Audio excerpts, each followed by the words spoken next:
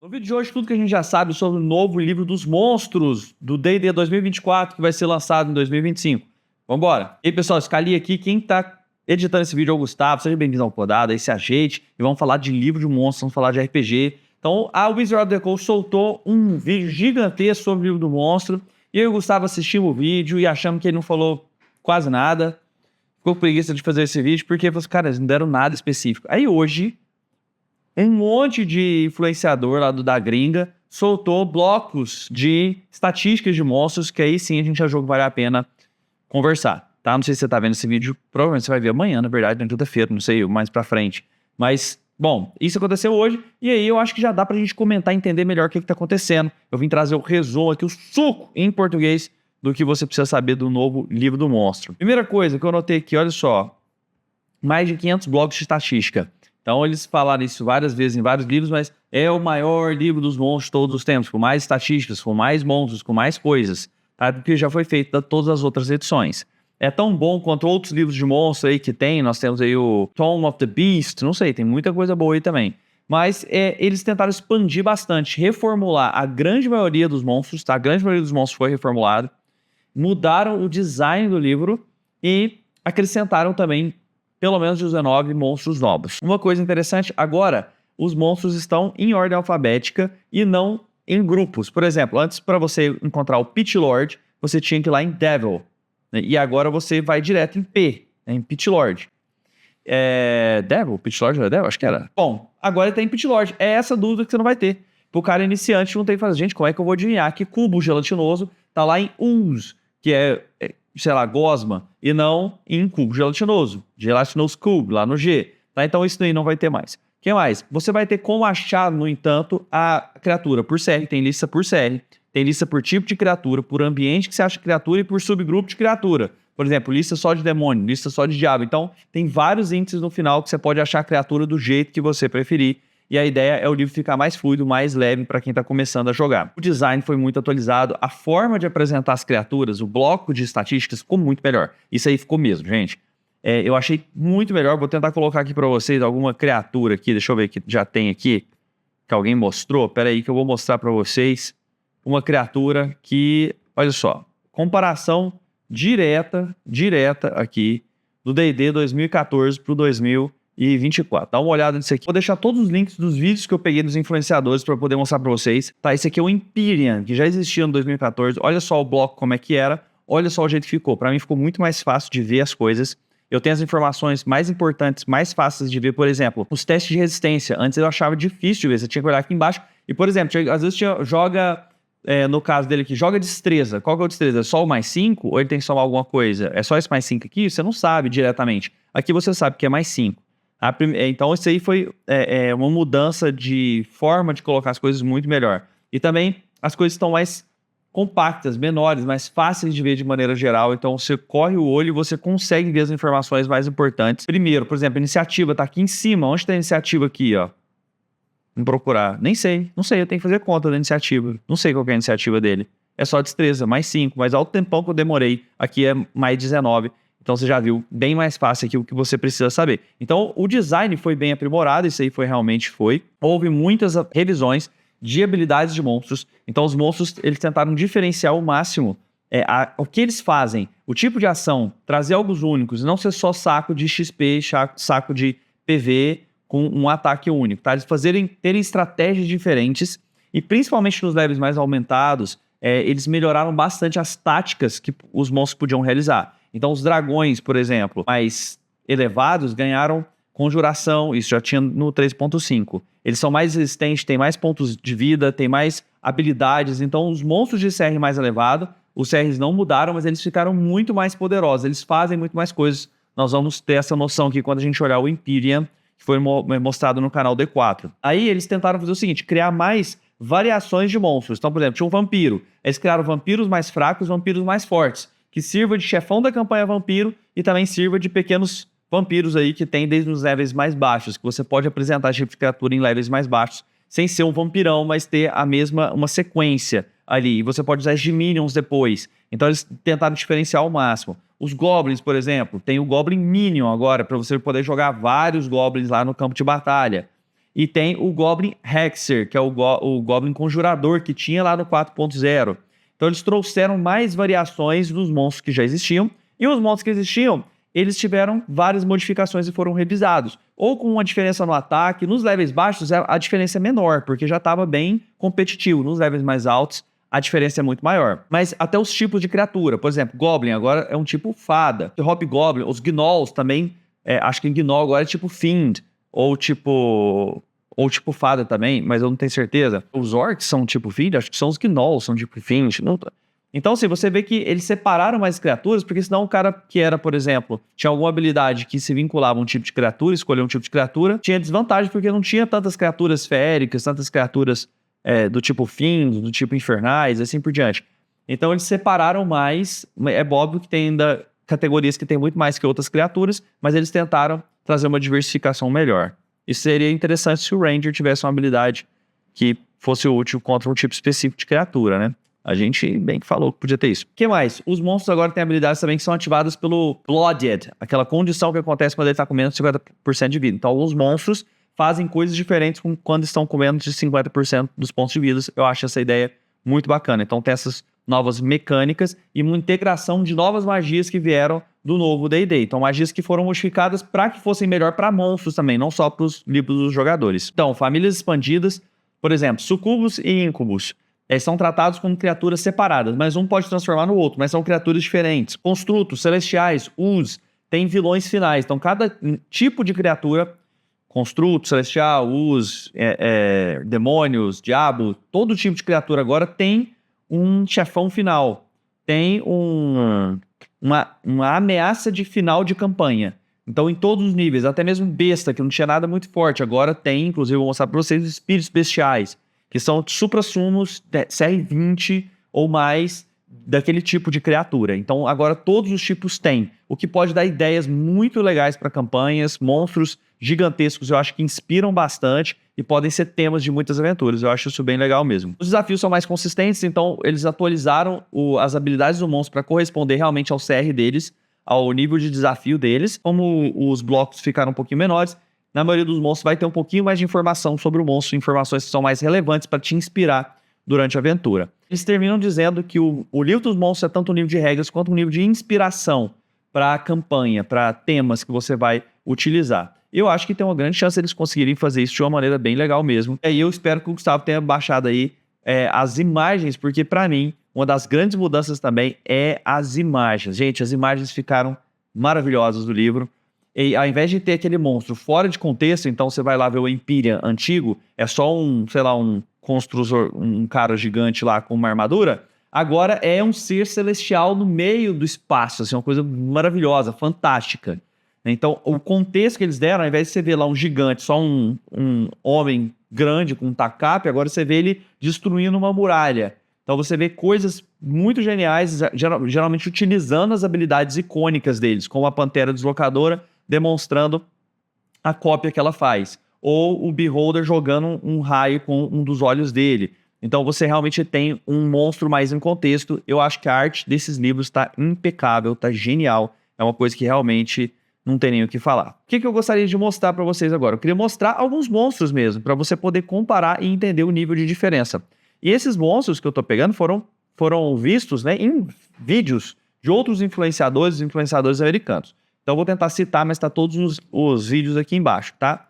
Esse aqui é do Dungeon Dead, adoro esse cara, achei muito legal, ele fala de lore, de monstros principalmente, mas ele tá falando dos ciclopes. Então o que mudou? Eles já têm, você vê que as criaturas todas têm um mini destaque do que elas são, para você identificar rapidamente, ó. São servos do destino monoculares, que tem apenas um olho. E o habitat que você costuma achar eles, o tipo de tesouro, isso aqui se liga com o livro do mestre, o tipo de tesouro que você distribui quando os PCs estão enfrentando esse monstro. Deixa eu ficar um pouquinho mais para cá. As estatísticas, vamos lá, vamos seguindo aqui para você poder ver. Olha só. São gigantes, descendentes de um olho dos deuses. Usando a sua visão mística, Ciclopes pode testemunhar com eventos futuros. Eventos futuros são prováveis de acontecer. Então, na mitologia grega, os Ciclopes tinham essa visão do futuro, apesar de ter um olho só. Então, eles trouxeram esse lore aqui para dentro do D&D. Eu acho isso aqui bem legal, ele citar esse tipo de coisa. Inclusive, eles criaram um novo tipo de criatura no Ciclopes, são Ciclopes oráculos, que são capazes de ver entre as histórias, os passados, as verdades, e tenta compartilhar esses segredos. E os Ciclopes normais são aqueles que não conhecem pancadaria, são os vigilantes ali no início. Aqui no bloco de status, aquela mesma facilidade que a gente tem em saber todos os testes dele imediatamente. E, para começar, o Ciclope anterior, a única coisa que ele fazia era dar uma pancada. Ou ele dava pancada jogando rocha, ou ele dava pancada e só. Ele não fazia nenhum efeito, era um saco de XP com uma habilidade única. O novo Ciclope, ele também dá 2 ataques, mas primeiro, ele pode usar a combinação que ele quiser, tá? Isso aí já é muito relevante. Ele é um bicho CR6, e aí a diferença vai ser menor do que bichos CR maiores. Mas olha, além dele dar o ataque, o dano é o mesmo. Se o alvo for grande ou huge, enorme ou menor, ele cai automaticamente, tá? Cai automaticamente. Então essa habilidade extra que faz com que o próximo ataque dele, se for também de TACAP, vai ter vantagem, já é muito legal, gente.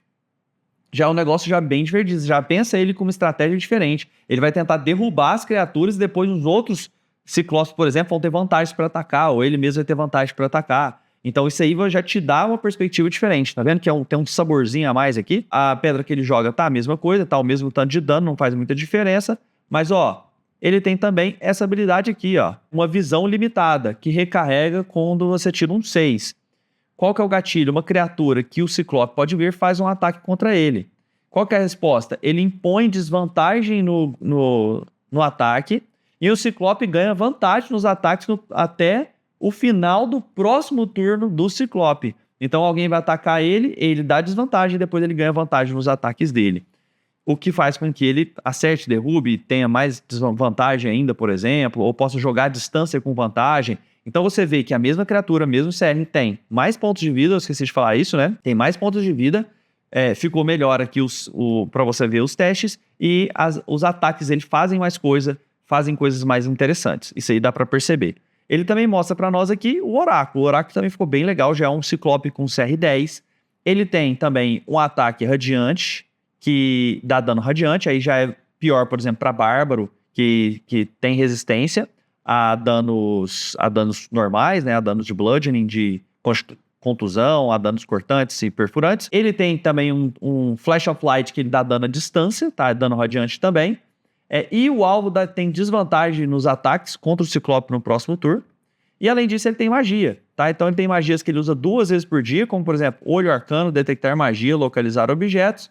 E tem uma magia que é o Legend Lore, que ele pode usar 1 vez por dia, que ele ganha informação sobre algum tipo de lore sobre alguma coisa, conhecimento sobre alguém. Então, baseado a ideia de que eles conseguem ver as coisas, ver o futuro, eles têm essa capacidade de conhecer algo sobre uma pessoa. Então, são magias que têm a ver com interpretação, com momentos fora do combate, e que esse Ciclope mais poderosão aí, que vê o futuro, oráculo, consegue ter. Eu achei bem mais legal, bem mais com sabor do que o Ciclope original. Esse aqui, ó, do filme, do vídeo do D4, ele colocou que o Empyrean, que é o único que ele pode mostrar, é uma criatura de desafio 23. Vamos acompanhar as diferenças para a gente ter a noção do design. Olha só o que a gente está vendo. Mesma defesa, ele tem 10% a mais de pontos de vida, aproximadamente, ó. 30 pontos de vida a mais. A velocidade dele é a mesma. Olha a iniciativa, gente. Era 5, agora é mais 19. Então, boa sorte para você tentando ir antes do que esse cara, né, na hora de começar uma batalha. As defesas dele, ó, continuam muito fortes, mas você pode ver que no caso aqui da Constituição já era mais 10, ou não? Constituição, aqui já era mais 10, isso mesmo. Carisma, aqui é mais 8, antes era mais 15. Então, agora tem alguns, pelo menos, que você consegue passar, no caso do Empyrean. Ele é imune a dano necrótico e dano radiante, já tinha isso aqui, imunidades. Ele tinha essa imunidade aí a danos de armas não mágicas. Isso foi excluído do livro do monstro, não existe mais isso. Então, quando o cara tem resistência ou imunidade a bludgeoning, piercing, slash, é qualquer tipo de arma, tá? Aqui não, ele tem resistência a esse tipo de dano, então só toma metade, sua arma pode ser mágica, pode ser o que for. Se ela der esse tipo de dano, ele tem resistência. É por isso que praticamente todas as subclasses te dão acesso a outros tipos de dano, tá? Para você fugir desse tipo de interação, e aí sua arma, praticamente todo mundo vai ter uma forma de dar um dano diferente no final do build, né, nesse nível aqui. Lembrando que um cara 23 Não vai ser para 4 caras de level 20, não. Às vezes você já vai nas indicações, já vai ser um desafio bacana para, sei lá, 4 de 16, 4 de 17, talvez já vai dar para enfrentar. Se for level 20, aí talvez você bota 2 desse aqui, vai ficar difícil, mas às vezes dá. Resistência lendária é 4 vezes por dia. Nesse aqui já tinha, deixa eu ver. Eu acho que já tinha, né? Mas eu não sei se era 4, acho que era 3. Resistência à magia continua a mesma coisa. Então, esse aqui foi a mesma coisa. Vamos ver o que mais, se dá pra gente ver mais coisa aqui. Ó, a resistência, Legendary Resistance era 3 por dia, agora são 4 vezes por dia. Ele continua tendo resistência contra teste de resistência de efeitos mágicos, isso aqui já existia. E vamos dar uma olhada no dano dele, gente. Vamos dar uma olhada no dano, isso aí é importante. Olha só, talvez esteja difícil pra você ver aqui, eu vou tentar aproximar. Olha só, o dano que tem no antigo. Vamos ver o antigo aqui, ó. Ele ataca mais 17, dá 6d6 mais 10. Se ele for uma criatura, ele tem que passar no Constituição CD15, gente, para um cara level 23, que é ridículo, todo mundo passa, tá? Não tinha muita coisa para fazer. Então 6d6 mais 10. Era isso, ele fazia um ataque. Era um ataque, o cara CR23 fazia um ataque. Agora, vamos ver como é que é. Multi-ataque, ele faz 2 ataques, tá? E ele pode usar qualquer uma das armas dele em qualquer combinação. Essa arma aqui, ó, a arma sagrada, é também mais 17, é CD6 mais 10, é dano de força. Então, opa, isso aqui já é bem mais difícil de resistir. E além disso, o alvo tem a condição stunado até o começo do próximo turno dele. Então, ele stuna automaticamente sem teste, é muito mais forte. Se ele quiser não tomar esse stunado, ele toma 21 de dano a mais de dano de força, tá? Que não pode ser resistido de nenhuma forma. Então o ataque dele ficou muito mais feroz, ficou muito mais assustador. O ataque à distância, vamos ver como é que era. Mais 15 dava 7d6. E aí ele escolheu um dos tipos a seguir lá de dano. Aqui ele dá 6d6 mais 8, ao invés de 7d, era 7d6. Agora 6d8 mais 8, é bem melhor, é mais dano. E você escolhe radiante ou necrótico. E além disso, ele pode usar essas magias aqui quantas vezes ele quiser. E essa aqui uma vez por dia. Uma coisa interessante é que geralmente eles deixaram menos magias, tá? Eu vou conferir aqui, mas geralmente eles deixaram menos magias. Ó, parece que é a mesma coisa. Não, mas tem menos magias, tá? Porque geralmente é difícil durante o combate você lembrar de como funcionam muitas magias. Então escolher um pouco menos e aí fica mais fácil de você lembrar. Olha as ações legendárias dele. Tem essa primeira aqui, ó, Bolster. Antes era o quê? Ele fazia 3 ações legendárias, uma por vez, tá? Ele fazia um ataque. Ele tinha Bolster, que é todas as criaturas não hostis a ele, não podiam ser encantadas ou assustadas. E ele tinha um negócio que custava 2 ações dessas lendárias. Ele batia com o machado dele no chão, causava um tremor. Todas as criaturas a 18 metros dele tinham que passar no CD 25 de força ou cair. Vamos ver como é que ficou. Ele tem esse Bolster, que agora dá pontos de vida temporário para ele, tá? Para ele e para todos os aliados dele, não, 10 pontos de vida temporário, e ele e cada aliado a 9 metros dele ganha vantagem nos testes de D20 até o final do próximo turno dele. Então, vantagem em todos os testes de D20. Ele não pode fazer isso aqui de novo, não pode tomar essa ação de novo até o começo do próximo turno dele. Então, é 10 pontos de vida todo turno. Tá? O que mais? Ele ganha esse Shockwave of Glory. Golpe em área que ele tem agora é esse aqui. O que é? Você tem uma onda de choque da glória. Você tem uma Constituição CD23, quando a criatura falha, ela toma 6d8 de dano de força e cai. E se ela não falhar, ela toma... E se ela passar, ela toma só metade. Só pode fazer isso aqui uma vez, não custa mais 2 ações como custava o outro, e o outro só derrubava. Esse aqui dá dano e derruba. O Smite, ele pode fazer um ataque com essa parte à distância dele. Então vocês estão vendo que ele ficou uma criatura que é mais forte, tem mais resistência, tem mais Legendary Resistência, tudo no mesmo CR. Age mais cedo, começa agindo muito provavelmente, dá muito mais dano porque tem o dobro de ataques. Então as criaturas, de maneira geral, vão ficando muito mais poderosas. E por isso eu queria mostrar pra vocês que é esse aqui, ó, o Animal Lord. Tá, uma criatura CR20. CR20 é um, tipo assim, o supra-sumo animal. Como é que é essa criatura aqui, pessoal? É uma criatura, na verdade, que pode ter 3 tipos de criatura na mesma. Tá? Você pode fazer 3 tipos de criaturas diferentes, inclusive botar cada um dos 3 aqui pra enfrentar alguém. O Forager, que é tipo o cara que é o urso, o coelho, o stag, né, que é o cervo. Você pode ser o Hunter, que é o caçador, que é gato, leão, esse tipo de coisa, pantera. Ou pode ser o Sage, que é o sábio, que é a coruja, esse tipo de coisa. Então tem 3 criaturas, na verdade, numa só. Elas têm pequenas diferenças entre elas. Então é uma criatura CR20 que é do tipo besta. Então achei bem massa mesmo, dá muita ideia aqui, porque ele tem um lore legal, ele pode comandar outras criaturas. Lembrando que ele ficaria um bom encontro para 4 personagens level 14, tá? E 3 deles ficaria bom para 4 personagens level 20. Então, o cálculo ficou bem diferente do que era antes, tá? O cálculo ficou bem diferente. Então, pra vocês terem noção, uma criatura de CA 19, 323 HP, mais 19 na iniciatura, um deslocamento muito grande, visão da verdade, tem resistência lendária, tem resistência à magia, resistência a fogo, a frio, a necrótico, a psico e radiante, tem imunidade a ficar encantado, a medo e a ficar stunado. E aí, cada um tem um tipo de aura diferente. Por exemplo, uma determinada aura tem que fazer teste de CD 20 de sabedoria ou ficar, no caso do Forager, você fica encantado, incapacitado, você fica assustado se for o caçador, e você toma danos psíquico e subtrai um D4 dos seus testes de resistência se for o sábio. Então, o massa de você botar 3 desse contra o... Aí você tem que criar lógica, história, uma história de defesa animal, sei lá, ou que os personagens fizeram algo contra a natureza, eles são guardiões, ou eles estão possuídos, e você botar 3 desses contra um grupo level 20, é que vai ter as 3 auras, né, atuando.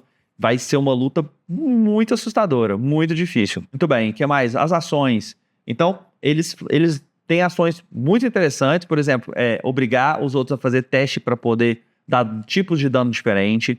Eles têm capacidade de conjurar magia, eles conseguem se transformar, e aqui é uma ação bônus, simplesmente por sabor, porque eles se transformam em outras formas animais gigantes, mas isso não muda nada na estatística deles. Mas é legal você imaginar um ser que fica se transformando em vários tipos de criaturas diferentes. Então ele é o tipo de cara que vai ficar entrando e saindo da batalha de forma muito rápida. E eles conseguem, no caso das ações legendárias, eles conseguem fazer ataques e se locomover sem provocar ataques de oportunidade.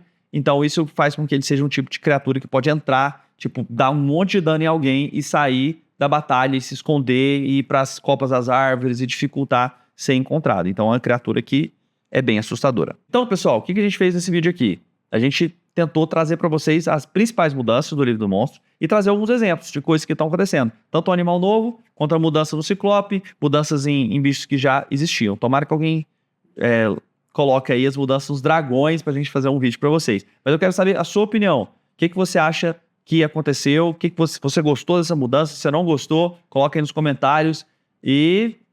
poxa, segue a gente aí, entra no grupo para conversar de RPG, fala lá no grupo das suas mudanças, o que você achou. O seu like é muito fácil para você e faz uma diferença gigante para nós. Então deixa o seu like aí se você gostou desse vídeo. A gente se vê na próxima, porque jogar RPG é bom demais.